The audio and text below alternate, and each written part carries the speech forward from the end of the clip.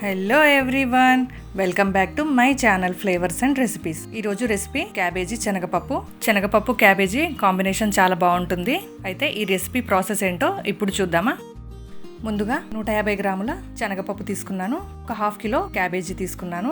దీనికి 100 నుంచి 150 గ్రాముల శనగపప్పు అయితే కరెక్ట్ గా సరిపోతుంది. మీరు కావాలంటే కొంచెం తక్కువైనా వేసుకోవచ్చు. ఈ శనగపప్పుని వాష్ చేసి ఒక అరగంట పాటు నానబెట్టుకోవాలి. కుక్కర్లో యాడ్ చేసుకున్నాను. పప్పు మునిగే వరకు వాటర్ పోసుకొని 3 విజిల్స్ వచ్చే వరకు కుక్ చేసుకోవాలి.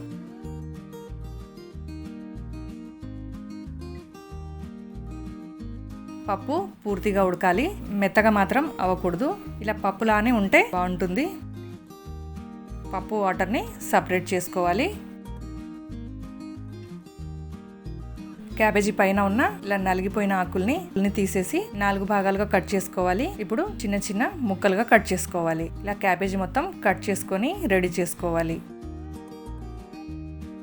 పెద్ద గిన్నె తీసుకొని క్యాబేజీ మునిగేంత వాటర్ తీసుకొని ఇందులో 1/2 టీ స్పూన్ పసుపు యాడ్ చేసుకోవాలి. ఈ వాటర్ మరిగిన తర్వాత కట్ చేసుకున్న క్యాబేజీని ఈ మరుగుతున్న వాటర్లో యాడ్ చేసుకొని ఇలా 5-6 నిమిషాలు మీడియం ఫ్లేమ్లో ఇలా ఉడకబెట్టడం వల్ల క్యాబేజీలో ఉన్న స్మెల్ మొత్తం పోతుంది. అలాగే క్యాబేజీ కూడా కూర వండేటప్పుడు తొందరగా మగ్గిపోతుంది. స్టవ్ ఆఫ్ చేసుకొని వాటర్ మొత్తం డ్రైన్ అవుట్ చేసేయాలి. ఇప్పుడు కర్రీ ప్రిపేర్ చేసుకుందాం. స్టవ్ ఆన్ చేసి గిన్నెలో ఆయిల్ యాడ్ చేసుకోవాలి. కూర కోసం ఆయిల్ అయితే కొంచెం ఎక్కువగానే పడుతుంది. ఆయిల్ యాడ్ చేసుకొని ముందుగా ఇందులో క్యాబేజీని యాడ్ చేసుకోవాలి. మీడియం ఫ్లేమ్లో కుక్ చేసుకోవాలి. ఇలా మీడియం ఫ్లేమ్లో కొద్దిసేపు కుక్ చేసుకున్న తర్వాత మూత పెట్టాలి. ఒక 2 నిమిషాల తర్వాత 1/2 టీ స్పూన్ అల్లం వెల్లుల్లి పేస్ట్ యాడ్ చేసుకోవాలి. ఇది కొంచెం కుక్ అయ్యాక 2 పచ్చిమిర్చి కట్ చేసి వేస్తున్నాను. మీరు తినే కారానికి తగ్గట్టుగా పచ్చిమిర్చి యాడ్ చేసుకోండి. అలాగే కొంచెం పసుపు యాడ్ చేసుకొని మిక్స్ చేసుకోవాలి.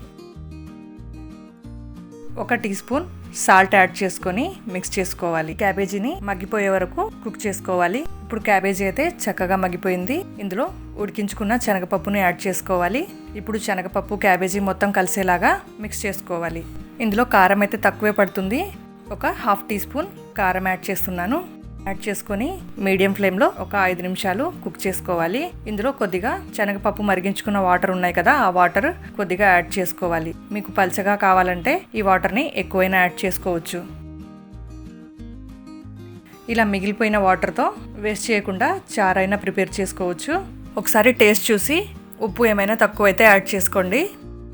క్యాబేజీ శనగపప్పు కూర అయితే రెడీ అయిపోయింది. మీరు కూడా ఒకసారి ఈ రెసిపీని ట్రై చేసి ఎలా వచ్చిందో నాతో కామెంట్స్లో షేర్ చేసుకోండి. కనుక మీకు నచ్చినట్లయితే తప్పకుండా లైక్ చేయండి, షేర్ చేయండి, సబ్స్క్రైబ్ చేయండి. ఇంకో మంచి రెసిపీతో మళ్ళీ కలుద్దాం. Thanks for watching.